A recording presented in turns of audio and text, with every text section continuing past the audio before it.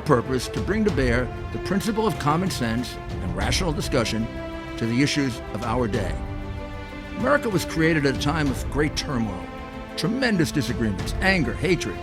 There was a book written in 1776 that guided much of the discipline of thinking that brought to us the discovery of our freedoms, of our God-given freedoms. It was Thomas Paine's Common Sense, written in 1776, one of the first American bestsellers, in which Thomas Paine explained by rational principles the reason why these small colonies felt the necessity to separate from the gigantic Kingdom of England and the King of England. He explained their inherent desire for liberty, freedom of religion, freedom of speech, and he explained it in ways that were understandable to the people, to all the people, not just to the educated upper class. Because the desire for freedom is classless. The desire for freedom adheres in the human mind and in the human soul. Today we face another time of turmoil, of anger, and very, very serious partisan division. This is exactly the time we should consult our history. Look at what we've done best in the past and see if we can't use some of that to help us now. We understand that they created the greatest country in the history of the world, the greatest democracy, a country that has taken more people out of poverty than any other country on earth. They weren't perfect men and women, and neither are we. But a great deal of the reason for America's constant ability to self-improve is because we're able to reason, we're able to talk, we're able to analyze. We are able to apply our God-given common sense. So let's do it.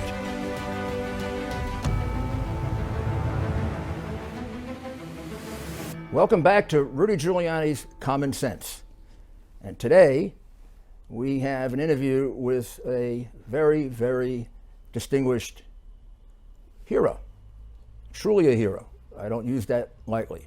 This is a man who served his country in the military with great distinction, served the city of New York as probably its best corrections commissioner ever, reduced crime 90% in the prisons. I'm not kidding you, 90%. Go watch 60 Minutes. And was police commissioner during the worst attack on the city of New York ever, or at least since the War of 1812. And in addition to bringing us through that, he did the remarkable task of reducing crime after 70 years or 6.5 years of crime reductions when people thought it couldn't be reduced anymore. He reduced it probably by the biggest percentage that we had in that period of time. So this is an exceptional man who then volunteered to serve in Iraq after he had retired and we began working together. I'm talking about Bernard Kerik, who has been honored by the Queen of England, by virtually every law enforcement organization in the world, and was a street-level police officer, which is one of the reasons I made him police commissioner, because he understood the whole department, right down to the street.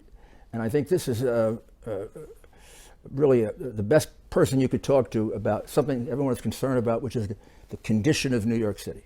I can't go anywhere in this city without someone stopping me and saying to me, Mayor, what's going on? Can you run again? These are people who come up to me and say, we hate you because you're representing Trump, but you should run again. It's a really strange thing. So here's Bernie, who I think you all know is one of my good friends as well.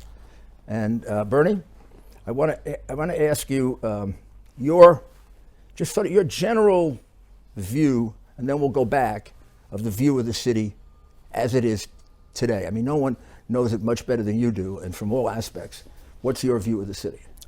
Well, you know, I have the privilege, if you will, or the distinction of being in the NYPD as a cop from 86 to 94 when you took over as mayor, seeing, you know, the crime, the violent crime, the murder, the filth, you know, how the city was run.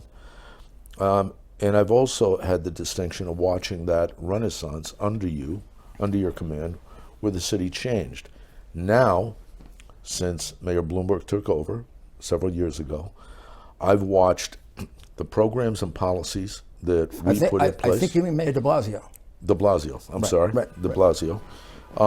I've watched the policies and programs diminish, policies and programs that we put in place back in 94 to 2002 be completely disregarded. And if you look around the city now, you see homeless like we haven't seen in 25 to 30 years. Yes. We see squeegee guys at the Lincoln Tunnel, Holland Tunnel, washing people's windows, spitting on their windows, demanding money. We see quality of life diminishment that we haven't seen in 25, 30 years. And it's basically as a result of the mayor's leadership, Mayor de Blasio's leadership. And I want to stress, it's not really leadership. He has handcuffed the cops. He has precluded them from getting out and enforcing the law.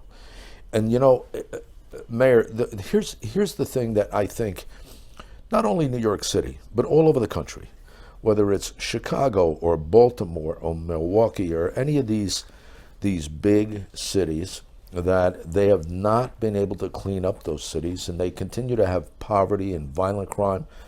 When you came into office in 1994, you were adamant.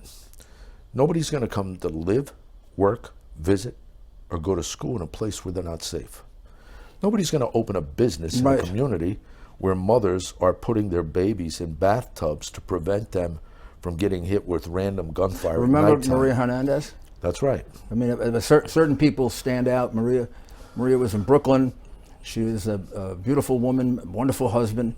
The drug dealers ran her block. Right. They'd get picked up. They'd be back in 4 hours. That's They right. were intimidating her kids, and she turned them in. And then one night, they came by her house and shot her dead. Right. And that's the way it was. It's like living in a communist or like a dictatorship. Right. For them, it wasn't New York. Right. And that all changed in your 8-year period, in your 8-year tenure. And what we've seen now is we've seen a return to what I would say are the bad old days before you took over. So we're going to talk about the broken windows theory.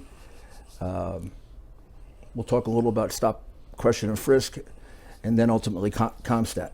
So let's begin with the broken windows theory, which is very heavily debated. Explain to people what basically that is, what the theory of that is. It's really pretty simple, and I don't know why the left gets all upset about it. It comes from two professors, one from Harvard, Professor Wilson and Kelly. In layman's terms, I like to put it to people like this. If I purchased a brownstone in New York City, say down in the Village, I buy a brownstone for $5 million. I put all my investment into that brownstone. I have young children. I don't want to walk out of that brownstone in the morning and have somebody defecating on the street, urinating in my hallway, painting the side of my building with graffiti. And up until the time you took over in 1994, that was allowed. That stuff was allowed. It was commonplace. The cops, they took no action. They didn't think it was a real issue because, leadership comes from the top. And you were very clear when you came in. Quality of life is going to be repaired. What are we doing? What does that mean? You're going to go after all of the quality of life issues. Jumping a turnstile. You're beating $1.50 fare, right? That's what people think. But the reality is, during our tenure, when you took over, probably 45 to 50% of the people that jumped those turnstiles and we grabbed, they were wanted on violent crimes. They were wanted on murders. They were wanted for gun possession. They were wanted on prior felonies. They had warrants, outstanding warrants. Nobody got it except for you. You got it, you understood it, and you made it clear to the commanders. Well, you understood it also, and you understood it from the street level. I mean, you were there when New York City set records for murder. I think it was 91 and 92, 2,200, 2,400 murders in one in 1 year. You know, I mean, you know these what, are Mayor? war numbers. These are, I actually had a foot post as a cop in Midtown South, Times Square, West 42nd Street, between 7th and 8th Avenue. One block, what year? 87 to 89. Okay? Okay. One block, you had 8 foot cops, a sergeant, and a lieutenant on one block. And for 8 hours a day, we ran from one end of that block to the other. Man with a gun, robbery in progress, a stabbing, somebody threw somebody off a building, somebody pushed someone under a train. All day long. This is Times Square. We're talking about Times Square. Times Square. The center of New York. I call it the center of the world. The center of the universe, right? That's where the ball comes down. That's where the ball comes down every on New Year's Eve. It was a crime-infested. Yeah, it's true. It was just a sleep. Now, I have to admit, for a cop, if you're an aggressive cop and you like your job, I actually had a blast. I was in uniform at one point. Right. I went to plain clothes. I had hair down to the middle of I had hair, period, but it was down to the middle of my back. I had 7 I remember diamond pictures earrings. of you like Right, that. yeah. I remember pictures of you So like that. we had a blast, but it was completely crime infested. People should know that this guy is pure cop. When he was police commissioner, which is really the second most important position in the city, or at least gets the most attention, right? Very distinguished position. He used to make arrests. He'd stop his little entourage. They'd see a robbery or something in progress, and he'd go chase it out. I don't know if you remember this, but one morning I remember one morning I wake up to you making an arrest. You called me after I. And everybody thought I could be angry at you, and I congratulate him. And we stopped the guy up in Harlem, wanted for murder, attempted murder, carjacking out of Virginia. He said, "What are you doing?" I said, "That's what cops do, right?" I was out with my guys. Great from around.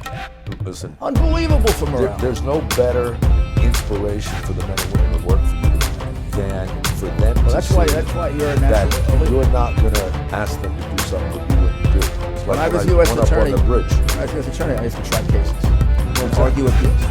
So when I was asking a kid, to take on a tough case, well, I tried actually the toughest case. Right. That there was a good chance you were going to lose, rather than one of these.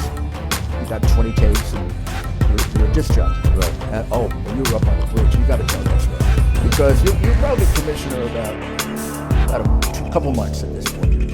About 3 or 4 months. It was a beautiful day. Well, it was a Saturday. Joe Vigiano. And I was working. Joe Vigiano, who died on September 11th. Before he died, he came into my office. I was in the process of promoting him, and he saw a picture of me when I was a young cop in a SWAT team in New Jersey. And he said, "Commissioner, is that you rappelling out of that helicopter and off that building?" I said, "Yeah." He said, every weekend we go up on the George Washington Bridge. The Brooklyn Bridge. He said, "We go up on the Brooklyn Bridge and we go up there to train." He said, "You should come." I said, why would I do that? Spend your weekend. He said, climbing up the Brooklyn Bridge. He said, Bridge. "It's a lot of fun. You'll enjoy it." I said, "No, that's okay." So he was walking out my door, my office, and he turned back and he said, "Listen, Commissioner, we've asked the last 4 or 5 police commissioners. They never have the balls to do it." Now that did it. I knew my Bernie would and I immediately said- say, boom. I said, "Okay, I'm going." Saturday morning, 10 o'clock, I'll be down there." You'd rather be dead than turn that down. That's right. And I walked up on the pole of the Brooklyn Bridge. My uncle took 3 people down my Uncle Rudy took 3 people down from the Brooklyn Bridge. That's why it's so meaningful. And I'm going to tell you something. I think that's the heroism. That's the dedication. But you walk up to the top. You walk up to the top of the bridge. Walk up to the top, which is quite a hike. And you called me, and I answered the phone. I called you to ask. You sound like you're in a wind tunnel. Yeah, I called you from my office. Right. Which is virtually right below it. I mean, it's very close. People might not know that. Called you from my office to ask you some question or other. Not that important, but whatever it was. And I said, "You sound like you're in a wind tunnel." And I said, "If you come out to the steps of City Hall and look up at the top of the Brooklyn Bridge, I'm hanging out right now." Can you imagine seeing you, if you're the mayor, seeing your police commissioner on the top of that's where jumpers go. I mean, I wonder if Bernie, am I treating you that badly? I thought it was a good thing at the time. And the cops loved it. Was it a good thing?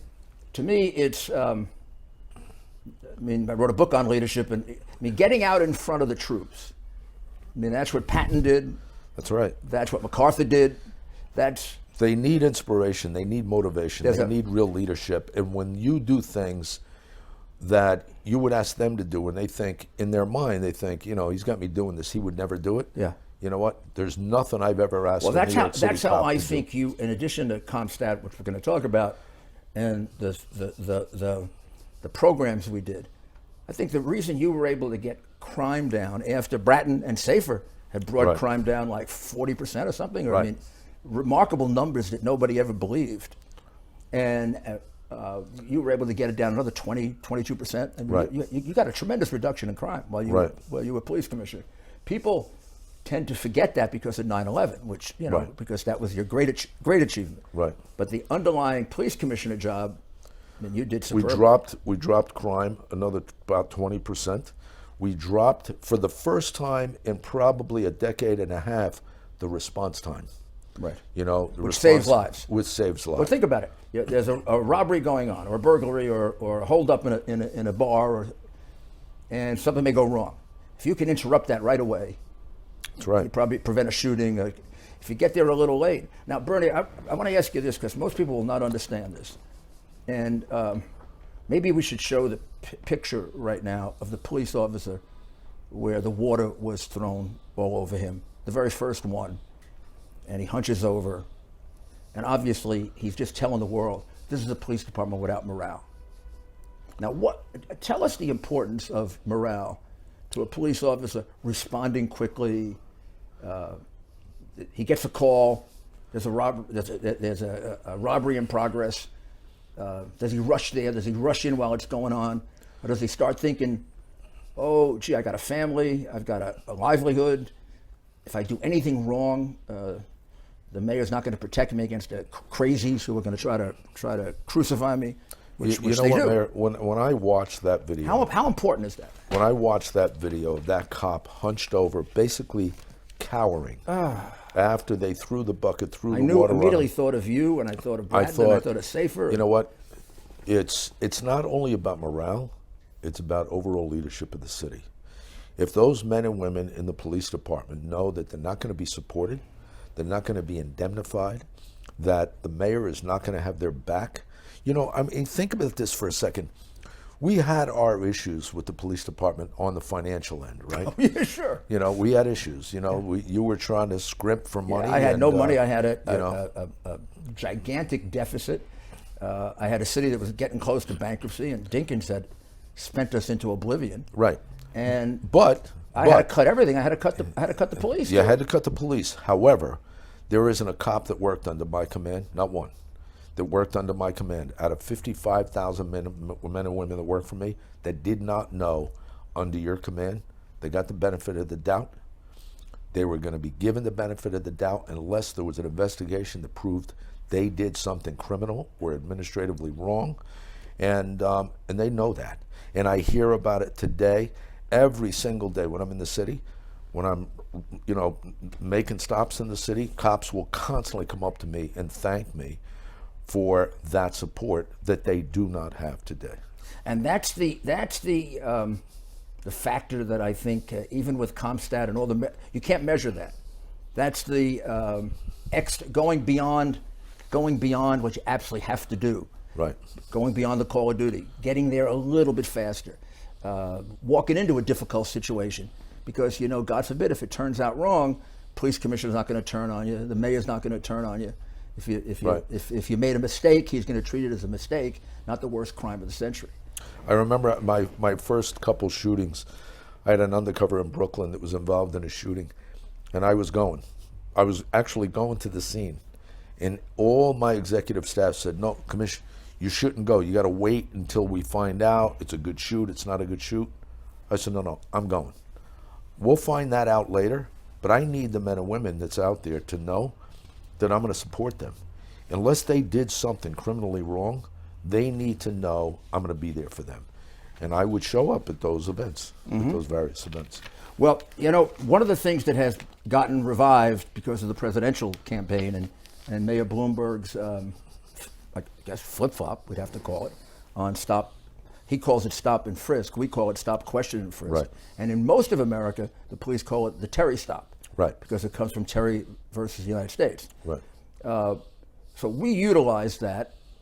We utilize that, and we utilize that, I think, very effectively.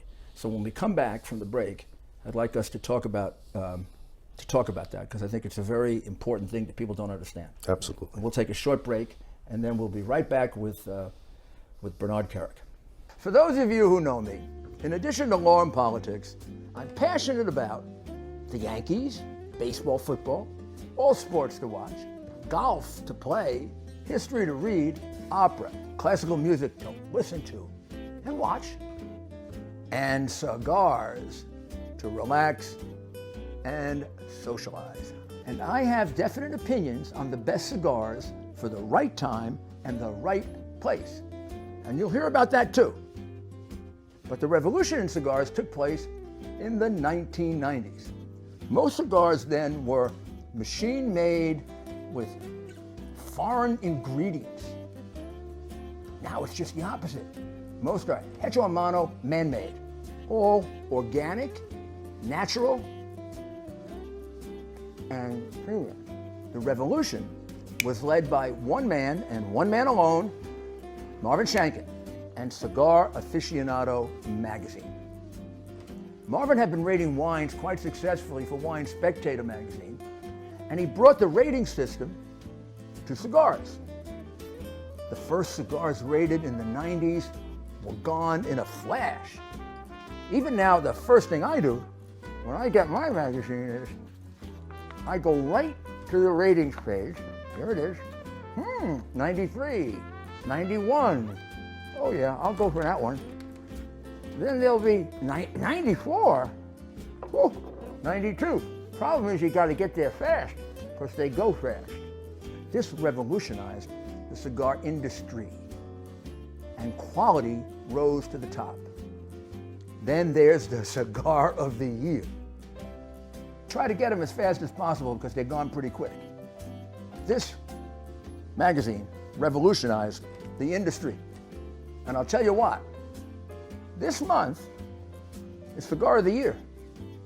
Cigar of the Year. What are these for? Cigar of the Year. You better get this magazine quick, because these cigars are going to be gone very, very quickly. Go to the link on our website and order it, and you'll be able to get down to your cigar store and get to smoke a few of these, and you let me know which ones you like better, because we can have a really good conversation about it. Sometimes I do agree with Marvin, and when I don't, I let my opinion be known, and Marvin usually says, stick to the law.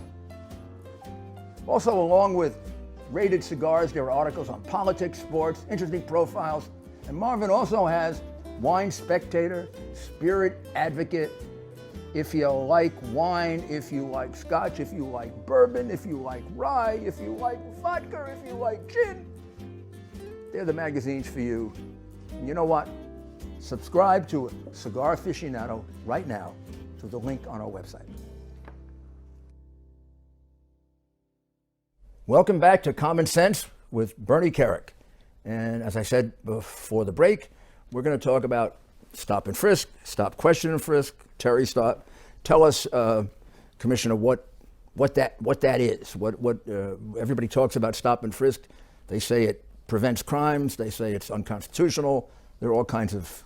First of all, the Terry stop was something that came out of a court decision that basically gave police the authority and the ability to stop someone, question them, and if there was reasonable suspicion that they had committed a crime or were in possession of a weapon or something that could harm the cop had the right to pat them down. Now, historically, we hear stop and frisk. It is not stop and frisk in New York City. This is extremely important. It's stop, question, and frisk. As a plainclothes officer, as a uniformed officer, I've stopped and questioned hundreds of people on 42nd Street, in Harlem, Spanish Harlem, Washington Heights. And basically, these are drug-prone locations. This is at a time when the crack epidemic was out of control. Violent crime was out of control. In 1990, we had 2,400 homicides. 2,400 homicides. 2,400. And when we left, we were down under about 650. Wow. Yeah. So And then Bloomberg eventually got it down to about 350, right? about 350. Yeah. You know, and how did he get it down?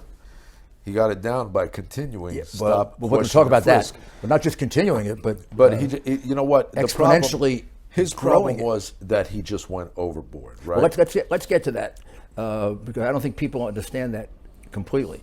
But we did, meaning during my administration, we did stop, question, and frisk for 8 years, and I always think that was the difference in many ways between New York and Chicago. You know, we have the same gun control laws, New York and Chicago, Right.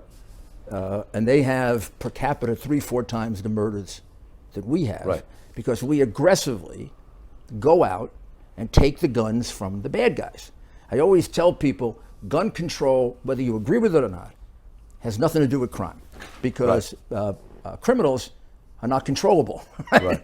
Right. A stick-up man, an organized criminal, a drug dealer, doesn't go get a license. Right. So That's you're exactly controlling right. legitimate people's behavior. So to bring crime down, particularly when you have shootings, you got to go get the gun.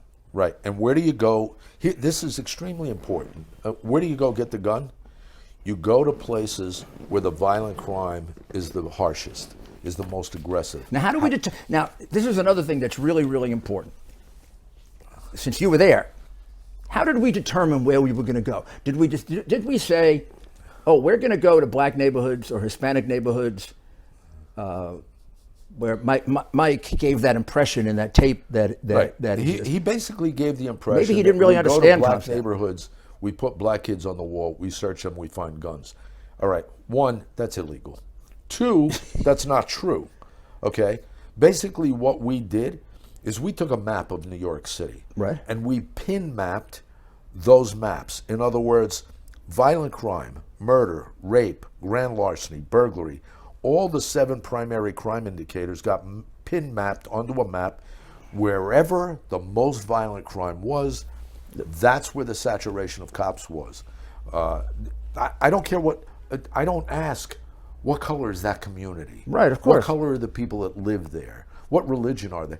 I don't give a damn. And the reason you know about the numbers of crimes, let's say in the South Bronx, as opposed to the west side of Manhattan, are the people there are reporting the people who are committing the crime and telling you their race. So if it happens to be a black area, the reason there's a lot of, you're finding out about a lot of crime there is black people are calling up and telling you the man who did it is a 6'4" black person or a 6'4" white person or Asian. You're following the stats. And what's that program called? CompStat. And would you say that CompStat was the key to our being able to reduce crime and also to hold the police department accountable? It is today, still, nationwide, it is the most substantial program in reducing violent crime in the United States. There's other cities around the country that have implemented it, none as aggressively as they don't we have did. you know a lot when I look at that, a lot of them do the statistics right. But I say critical to it is the CompStat meeting every week. But it's beyond that. It's the CompStat meeting, and it's the management. Yes, of course. It's the accountability. Right. It's me. It's the police commissioner sitting in that room saying, "I want to know what you did, how you did it, why you did it." When it first started, it caused grown men to faint. Yeah. One guy came in drunk. One day, he was totally smashed. He was so nervous the night before. Commander came in. He was slurring his words. When I was in correction, and I used to do meetings, my team's meetings in correction, they'd be sweating. Tommy Von Essen, the fire commissioner, I took him one time, and the next morning, you asked him. You said, "Well, how'd it go?" He said, "Well, it makes a hell of a difference when they take a 10-minute break and 5 empty seats are in the room and somebody's been fired." Okay, that gives you the ability to hold people accountable for either their successes or their failures. Successes are rewarded, failures are punished.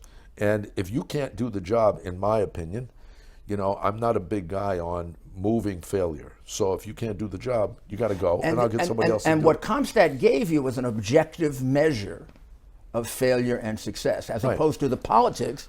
I mean, the police department before police department before, but who did you know? Your friend gets promoted, Right. and then he brings along all his buddies. Right.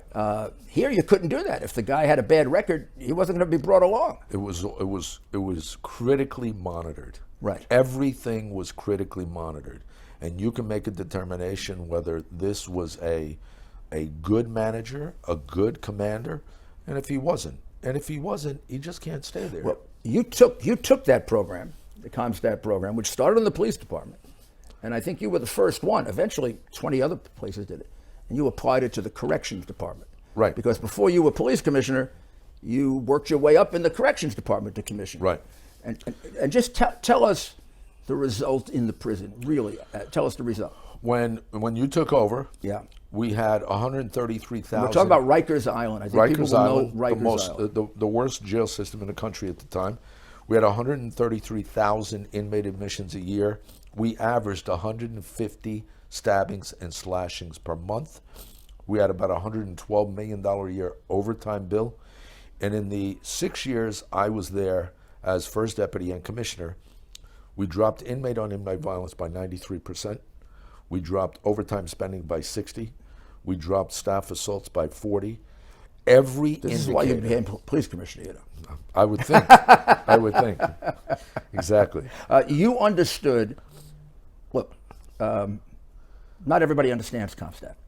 Right. I mean, we tried to teach it in different departments, and some of them got it, some of them didn't get it. Right. And now in private life, you and I have done this. We teach other police departments. Right. Some of them get it, some don't get it. You were someone who intuitively got it. Right. Were able to apply it to corrections.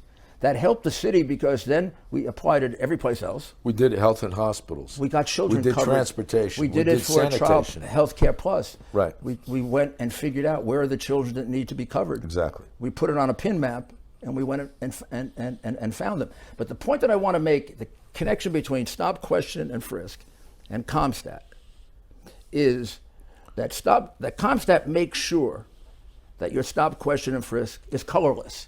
That's right. It has no, what I feel bad about is, among other things, Bloomberg never made that point. But I know Ray Kelly understood CompStat, but I don't know if Mike ever really understood CompStat. No, I don't think he understood it neither, based on his description. Based on the fact that he has now stood publicly and said, I disagree. Really? You disagree? For 12 years, you were in the position as mayor. You supported it, enormously supported it. You indemnified it. Even 3 years He after argued that, in court for it. Argued in court. And all of a sudden... now He he's had me running for file mayor. a supporting affidavit. Right. And now he's going to run for president, and all of a sudden, oh, it was a bad idea. No, it wasn't a bad idea. But what you did he- abused it, but that was a bad Well, idea. explain, you were the last police commissioner the last year. Under you. Right. So we were going to be sued by the Justice Department. Right. The Eastern District of New York had actually prepared it, Right. and were ready to sue us. Yep.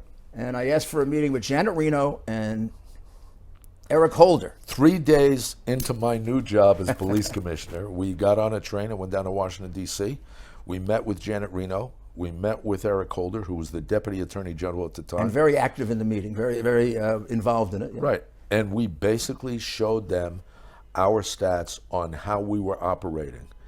There was nothing they could say. There was no, it wasn't racist. It wasn't based on race. It was based on the complaints that we got, Right. then put into a computer, separated as to where.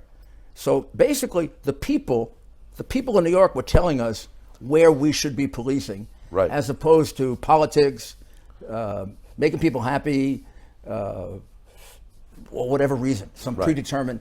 It's basically the people in New York were calling out to us and saying, come here, we got a lot of crime here. Right. We got a lot of crime here. Not go after black people, go after white people, go after... Mayor, I just want to key on this for a second, because remember you used to do town hall meetings, right? We'd go to a town hall. One a month. One a month, yeah. It was You loved it, torture. No, yeah. But at these I town love hall them. meetings, you would get somebody to stand up and say, we need foot cops in my neighborhood. Oh. And I would be able to look at their specific neighborhood and tell them, there's no crime in your neighborhood. But 6 blocks away, there's a lot of active crime.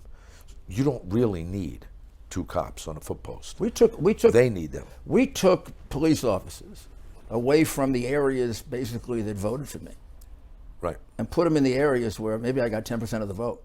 Didn't matter. I Yeah. never even. Somebody said that about 4 years into it, 5 years into it. One of the Republican leaders said, "You're really crazy. I mean, you've cut in half the number of police in the areas where that's your base, and you put them elsewhere." I said, "Well, I don't have a base. Right. My base is a city." Yeah, but you know what? Here's the reality. And this is what people tend to, they don't understand. The biggest benefactors, the most substantial benefactors of crime reduction, violent crime and murder in New York City were the black communities. Our overall average was a 65% reduction in violent crime and a 70% reduction in homicide. But in areas like Bed-Stuy, there was an 80% reduction in homicide. Because that's where the concentration was. Because that's where and the almost concentration invariably, and this is just a statistic. This is not racist. This is not. And if you don't understand the statistic and operate on it, then you are a racist. Right. And you get a lot of black people killed. Virtually every year, no matter if there were 2,400 murders or 300 murders, about 70% of the murders are African American. Right. And it's African American on African American. Exactly. About 80% of the time. If you don't address that, and you leave those murders happening because it's That's racist, that's the worst kind of. That's letting people die. Right. It's letting people die because of some kind of a ridiculous, unfounded theory. I never got that. So the other point I want you to make is, because I think this also helped in Holder and Reno, basically saying our program was constitutional. Right. What was the largest number of stops that we did in a year? About 90,000. We averaged about 90,000. And what did Bloomberg take it to? 550, 600,000. I think 650. 650. 650,000. And what did we do? What did we do to make sure that each one of those was justified in terms of the paperwork and the? I mean, this isn't something you just do. You got. This is a constitutional procedure. I also thought they didn't respect enough the constitutional privacy that's involved, right, and what you're invading. So you better have a good record. Right. And if you recall, one of the reasons that Eric Holder and Janet Reno basically said, okay, I think they're okay, I think this is good, is because we got extremely transparent. We gave them access to all our CompStat records. We gave them access to all the command records. We gave them access to every stop, question, and frisk notification, unlike anybody else before us. Right. And when you look at that data, the data is what it is. And they got it. They understood it. And that's why they chose not to move forward with the lawsuit. And then at 650, the solution rate, or the rate on which they got a gun or drugs, was down to 5%. Right. Which means 95% of the people who were searched had nothing on them. You're going to leave a lot of angry people behind. You leave a lot of angry people behind, and you're also doing something that really is borderline illegal. Yeah. Illegal searches. So what you would advocate for the city, or any city, like Chicago, to reduce gun crime, is a stop, question, and frisk that is conducted by strict Terry principles. In other words, principles. The police officer has to have reasonable suspicion. He has to record it. I see a bulge. Right. I see a guy looking at doors the way, in my experience, burglars look at doors. Right. I see a guy being abusive toward a woman. Some reasonable suspicion. And taking that, writing it down, keeping it a record. Taking that with an overlay of the CompStat complaints. What are the 911 calls telling us? Right. The 911 calls are telling us this one area is saturated with violent crime, burglaries, robberies, rapes, whatever the case may be. When you take that and you look at your stop and frisk material, it better match. Right. And that's how you can hold the commanders accountable. So we began with the question of morale and the police officer who was hit by the water and submitted to it, and then nothing really was done. I don't think those people were ever arrested. if I recall. I think they were arrested later, sometime later. Someone was arrested for it. And then there were other incidents that followed it. Right. And now we have a police department that virtually openly disrespects the mayor. Right. How does that affect the police commissioner? It's a major negative impact on the police commissioner. Look, I don't know Dermot Shea, the police commissioner now. I don't really know him. He seems like a professional. He was a captain or a deputy inspector when I was police commissioner 20 years ago. However, I think he's the consummate professional. I think he's got the experience needed to do the job. I feel sorry for him. But he works for a mayor that is not a real leader. He works for a mayor that is not supportive of his own department. And you can get up at a press conference and say, "Oh, I support the NYPD," as the mayor. But I go by his actions. When Governor Cuomo was paroling cop killers from prison, where was de Blasio? Where was he? He should have been screaming. Agreeing with it. He should have been screaming at the top of his lungs, "You cannot do this." There's a number of things that he should have done and should be doing to support his men and women, and he doesn't do it. And I think the point we'll end with is this is not just stroking the police and making them feel good. And I think I know this because I come from a family of 4 cops and a firefighter. I was very close to my uncle. Right. And you knew my uncle. Yep. He was my hero. It actually plays a role in how efficiently they enforce the law. That's right. And how quickly they enforce the law. And how many risks they're willing to take. Because in order to really reduce crime, you got to take risks. Right. And you got to walk into a situation where, God Almighty, you may get killed, or you may kill somebody. Listen, that's what violent crime's about. This day and age, police officers, they want leadership. When a commander or a police commissioner or a chief says charge, they want to be able to follow that person and know that no matter what happens, they're going to be supported, indemnified, and taken care of. And they just don't have that because of the mayor. Not because of the police commissioner, because of the mayor.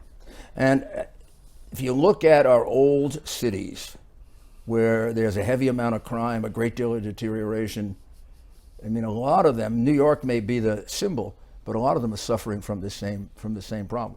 Exactly the same problem. Look at Baltimore. And it's never going to get Chicago. fixed. It's never going to get fixed. Never in 100 years. You can say it's socioeconomic. You could say we need jobs. You could say we need schools. Bottom line is, as long as they have violent crime and they have murder rates like they do, nobody is going to build businesses, open schools, go to visit, and the mayor live has to be the one to make it clear, because look, in Chicago, in Newark, they hired some really good people as police commissioners at different times. But if a police officer knows that the mayor could turn his back on him, he's the political leader. Right. He's the one that either allows all these people to ruin the reputation of the cop and build a whole community against him, or fights back to say, at least the cop should be given the benefit of the doubt, and let's quiet down and shut up before we have a trial. We had a very famous case in which we had demonstrations for weeks and weeks and weeks. People went to jail stupidly. Jesse Jackson actually called up Howard Safer and asked for a scheduled arrest. Right. And Howard said, "What should I do?" I said, "Tell Jesse we don't schedule arrests. We'll arrest him when we want to." And it turned out the police officers were acquitted by a jury with 4 black people on the jury. Right. Acquitted. Not only acquitted. They wanted me to. They were acquitted in a state trial. They were acquitted in a federal trial, and they were acquitted in the trial room in the police department. Yeah, and I want to make a point that there were African Americans on the jury. Right. And an acquittal is unanimous. Right. Well, Commissioner, I neglected on purpose to go over one subject because first of all, I want to cover this condition, which I think is a very relevant one right now. And a lot of cities need to know about this so they don't follow the example of de Blasio. But a big part of your career is September 11. And I want to devote just a special interview to that. And I want to tell people that this man saved my life. And he saved the life of a lot of other people on September 11. We were stuck in a building. We were stuck in a building for 20 to 30 minutes. The governor thought we were dead, and he was like a rock, and he helped me to be a rock. It was a team. I would look at him. I'd look at him, and I'd say, "I'm not going to be afraid. He's not afraid." Bernie, I love you. Thank you, Mayor. Oh, shaking hands. Thank you, and we'll be back with our next episode. And we hope you enjoyed this one, and you will subscribe to Rudy Giuliani Common Sense.